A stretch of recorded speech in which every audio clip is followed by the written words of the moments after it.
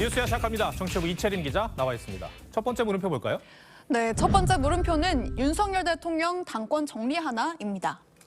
전당대회를 앞두고 당내 교통 정리가 아직 안 된 겁니까? 네, 사실상 윤 대통령의 복심이라고 할 수 있는 장제원 의원이 김기현 의원과의 이른바 이 김장연대 이걸 좀 공식화하면서요. 이게 좀 정리가 된 거 아니냐 이런 기류도 있었던 게 사실입니다.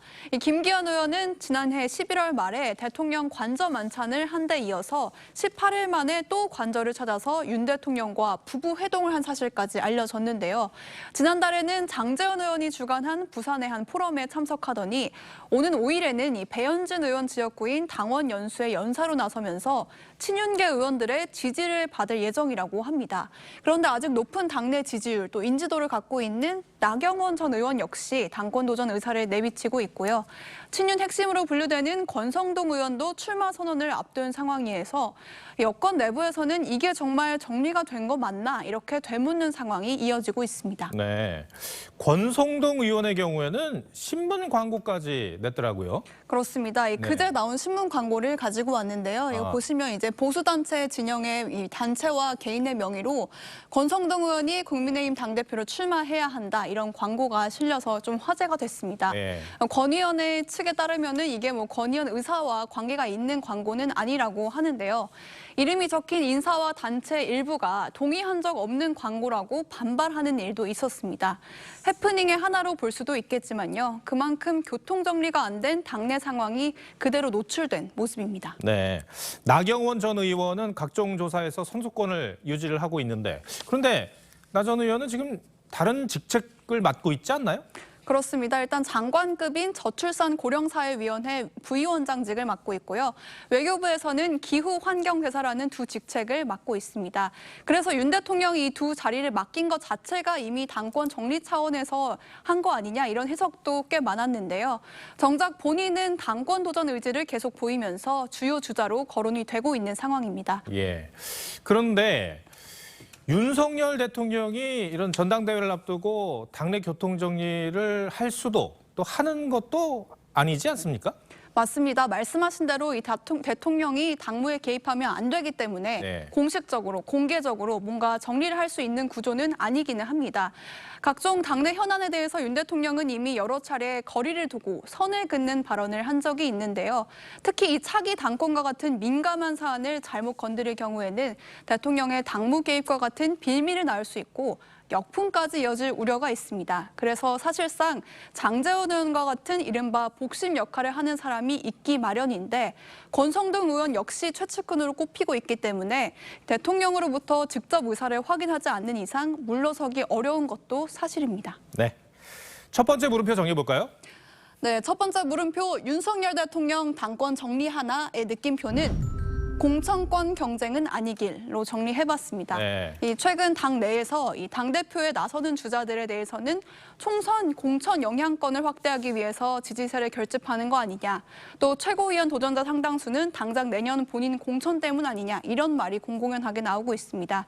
당내 경선은 과열되면 그 후유증이 상당하죠. 한두 주자 빼고는 모두 윤석열 정부의 성공을 위해서 당권에 도전한다는데 정말 진심이길 기대해 보겠습니다. 네, 두 번째 물음표는 뭡니까? 네, 두 번째 물음표는 윤석열 악마화의 비용입니다. 윤석열의 악마화, 진보 진영의 유명한 교수죠. 강중만 교수가 예전부터 야권을 지적해온 그런 표현이죠. 그렇습니다. 이 강 교수가 최근에 신간을 냈는데요. 제목부터 퇴마 정치입니다. 민주당이 지난 대선에서 패배한 가장 큰 이유를 윤석열 악마화로 규정하면서 결국 문재인 정권과 민주당의 내로남불 그리고 후한무치를 폭로하는 부메랑이 됐다고 비판했습니다. 이 민주당이 장기 집권을 위해 필요하다는 악마, 여기에 올인한 게 결과적으로는 자해극이 됐다는 겁니다. 강 교수는 대선 이전부터 이런 경고를 해온 바 있었는데요. 직접 들어보시죠. 윤석열 죽이기 작업이 지금도 계속되고 있잖아요.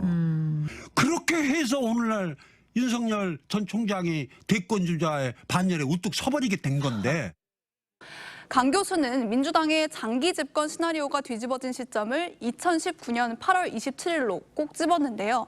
이날이 바로 윤석열 검찰이 조국 전 장관 후보자 의혹에 대한 압수수색에 나선 날이라고 합니다. 이후 민주당은 강 교수의 표현에 따르면 이성을 상실할 정도로 윤석열 때리기에 올인했고 추미애 장관과의 이른바 추윤 갈등으로 이어지면서 윤석열 대통령의 몸집만 더 키워준 셈이 됐습니다. 네. 대선 이후엔 일종의 이 악마화는 좀 사라진 것 아닌가요? 강 교수는요, 지금도 민주당의 윤석열 악마화가 이어지고 있다고 지적을 했습니다. 민주당이 새로운 퇴마의 죄물이 될 수 있다는 공포에 사로잡혀서 윤석열 탄핵까지 거론하는 퇴마 정치에 목숨을 걸었다, 이런 비판인데요. 이 당 내에서도 이런 비판이 나오고 있습니다. 박지원 전 비대위원장이 비슷한 주장을 한 건데요. 최근 한 인터뷰에서 윤석열 대통령 내외를 악마화해서 상대를 무너뜨리면 집권할 수 있다는 유혹에서 벗어나야 한다고 했습니다. 최근 이재명 대표의 사법 리스크가 현실화된 가운데 민주당은 대통령 가족 수사를 주장하면서 김건희 여사에 대한 특검도 추진 중이죠. 대통령 가족들에 대한 수사는 언제 하는지도 좀 관심 가져주시기 바랍니다. 네. 두 번째 물음표도 정리해 주시죠. 네, 두 번째 물음표, 윤석열 악마화의 비용의 느낌표는 놔두면 총선 비용으로 정리해봤습니다. 네. 이렇게 상대를 때리고 악마화하면서 어느 정도 반사 이익을 얻는 이 전략, 이것도 어느 정도 통하던 시기가 있었지만요. 되려 큰 역풍을 맞을 수 있다는 걸 지난 대선에서 확인해 볼 수 있었죠. 이를 성찰해야 민주당이 다시 산다는 건데 계속 이대로 가다가는 내년 총선에서까지 뼈아픈 비용을 치를 수도 있겠습니다. 알겠습니다. 이채림 기자, 오늘 설명 잘 들었습니다.